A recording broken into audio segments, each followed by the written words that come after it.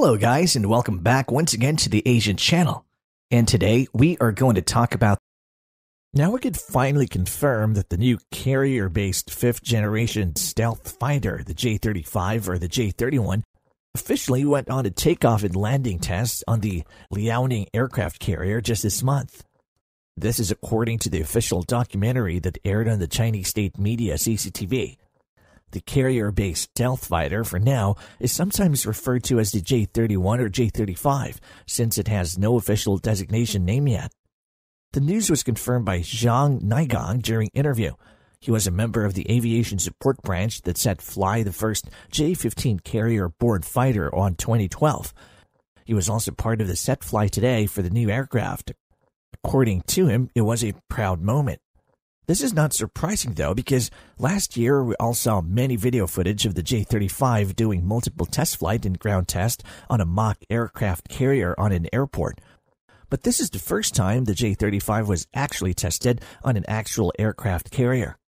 The J-35 is a new design unveiled by Shenyang Corporation to be carrier-based stealth fighter because originally, in 2012, the first prototype was created as a stealth fighter for the People's Liberation Army Air Force. But sadly, the J-31 lost to the J-20 program of the Chengdu Aircraft Corporation. Now it was redesigned to be carrier-based stealth fighter for the Chinese Navy. This is a huge milestone for China's goal to operate a 5th generation stealth fighter in all of their 3 aircraft carriers. Yes, China plans to deploy a carrier-based stealth fighter on all their 3 aircraft carrier, and not just the Type 003 Fujian, which would carry them. The Fujian is their 3rd and it's the most modern and capable one. The Fujian uses catapult to launch the aircraft.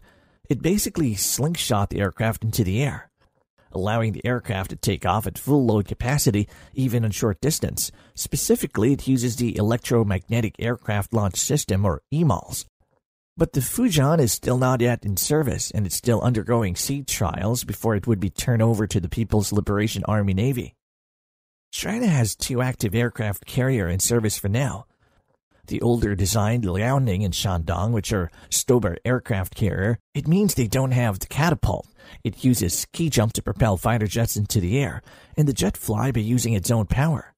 For now, China has only one operational carrier-based fighter, the 4th generation J-15 fighter that was derived from the Soviet Su-33 carrier-based air superiority fighter, with an airframe derived from Su-27 design.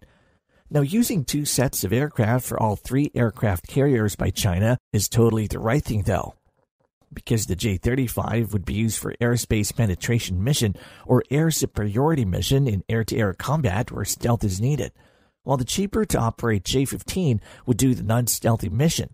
Plus, it has a much bigger payload capacity, which could be handy in some missions compared to stealth fighters who carry weapons only on their internal weapon bay. The J-15 will serve as a heavy bomber, and yet it can also do air superiority mission against enemy fighters when needed. So you need 2 sets of aircraft in all 3 aircraft carriers. The 2 set of aircraft is also perfect for the 3 aircraft carrier, and here's why. First, the Fujian with catapult system. Obviously, it can launch the J-35 and J-15 from any position with full weapon capacity. But the J-35 is also perfect for the Liaoning and Shandong, which only uses ski jump for takeoff. So even without catapult, the lighter J-35 with bigger thrust-to-weight ratio compared to the J-15, it means it can take on the ski jump with full fuel and weapon capacity. It would also provide a capable stealth fighter on board in both aircraft carriers. Because for now, the J-15 has some slight limitation on the ski jump on the Liaoning and Shandong. For example, in ideal condition with the aircraft carrier traveling at 20 knots, providing good headwinds. Still, the J-15 in the forward position can only take off with 28 tons of full weight, including the aircraft's weight, fuel, and weapon load. The forward position can allow the simultaneous takeoff, by the way, while second way is the best way for the J-15. The takeoff from the long position in the aft of the aircraft carrier in ideal condition, it does finally allow the J-15 to take off in full load capacity, including fuel and weapons at 33 tons. While the J-15T under development will even improve the aircraft and the ski jump performance, The J-15T uses the new Chinese WS-10 engine and ditched the older Russian engine, increasing the aircraft's thrust, and it increases its power-to-weight ratio, allowing the J-15 to carry more on the ski jump takeoff. The J-15T also uses the newer and more capable ACER radar and ditched the old pulse Doppler radar. The J-15T is also configured to carry their best air-to-air missile, the PL-15, with maximum range of 300 kilometers.